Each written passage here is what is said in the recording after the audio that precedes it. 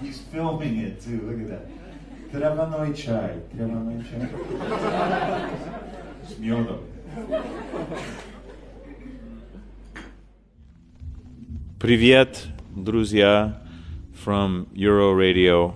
My name is Дэвид Браўн. I'm very happy to be here with you.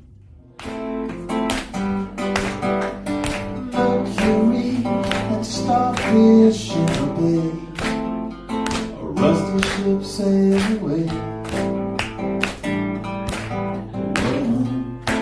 The different struck from black glass from You are here not for the first time, and as I saw in the news, sometimes you have problems with visiting Belarus. First it's with visas, then you, as today, you were landed in another airport. How do you feel about that? Well, you know, luckily it's balanced with positive experiences as well. Like in the embassy in Moscow is very not super easy to get your visa. But the woman, she's always there, who, you know, greets you, is so cool. You know, she's this really kind of strong but kind woman, and she says, you know, like, havarish and, you know, hastinitsa, you know, like has that real funny accent. And she's so kind that it makes it all okay, even when she's like, I'm sorry, you have to come back again tomorrow. You know, and you're like, but I've been waiting 3 hours, you know. Whenever I'm in a dangerous neighborhood, I just speak with a Russian accent. You think this is bad neighborhood? He goes, because face it, Russians are the scariest white people. Is it the only unique place on the planet, because I know you travel a lot, where you're faced with such kind of problems?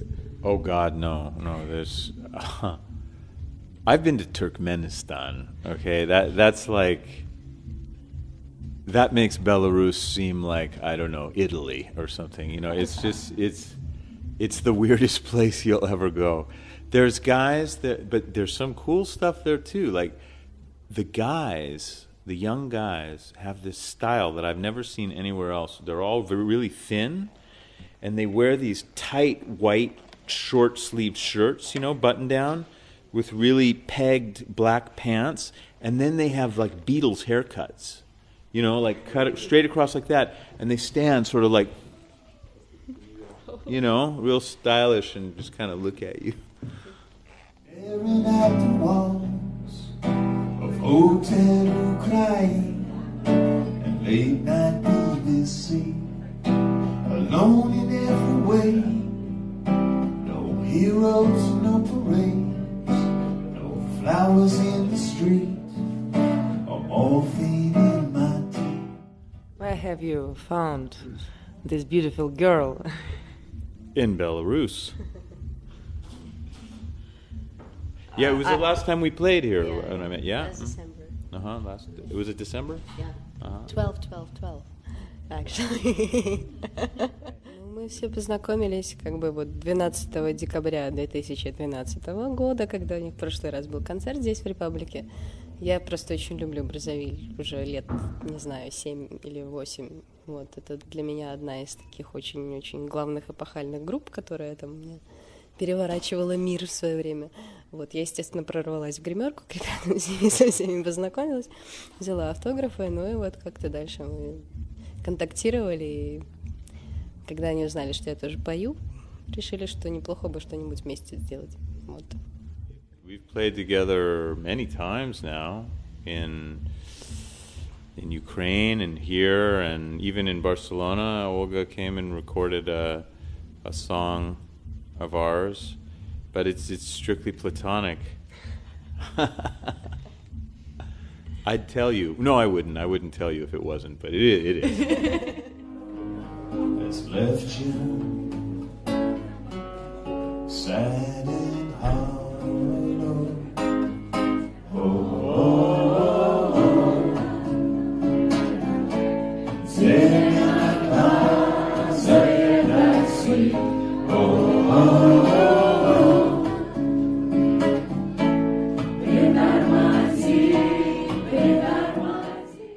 Well, I think that musicians whose career is based in Spain are just devastated. I mean, I have some friends there who are, fairly popular in Spain, and it's not good for them at all. It just means, I think, the amount of shows that they can play are much less. The amount of money there is for festivals and all that type of thing is less. Everything is difficult there. For me, it doesn't affect me very much because most of where I play is in Russia, Turkey, Ukraine, America, not Spain. Almost never. I record there. I live there. I love living there, but I don't. It doesn't. I don't work there. I'm the perfect immigrant. I make all of my money outside of Spain, and I spend it all inside of Spain. I mean, I'm literally the best immigrant a country can have, I think. I love Barcelona, Barcelona, I love Barcelona, Barcelona. Your new album, the Brazzaville album, actually, it's about the story about 70s, yeah? 70s and 80s. 70s and 80s. Why not the contemporary society with a lot of stories and problems? Well, for me, there's a sort of nostalgia in the 70s and 80s in California, particularly. Like the California of the 70s and 80s, it had a lot of problems, big economic problems, gang problems, but there was something kind of poetic about it at the same time, this sort of dark surf culture and it's just the era that I wanted to set this particular story in. It's just basically the story of a girl and who has a painful life.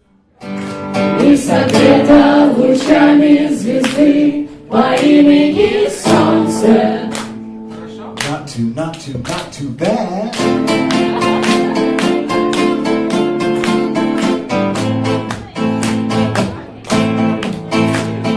My grandmother and grandfather were both Jewish my grandmother was from the border of Poland and Belarus, near Białystok. And my grandfather was from Galicia, or Galicina, near western Ukraine and all around there. Yeah.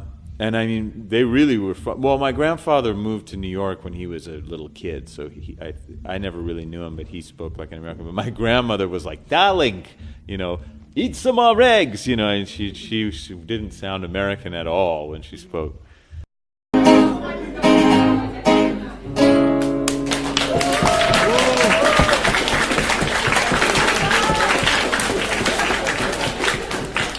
Well, guys, I hope that you're able to find what it is in life that you enjoy doing and try to do it.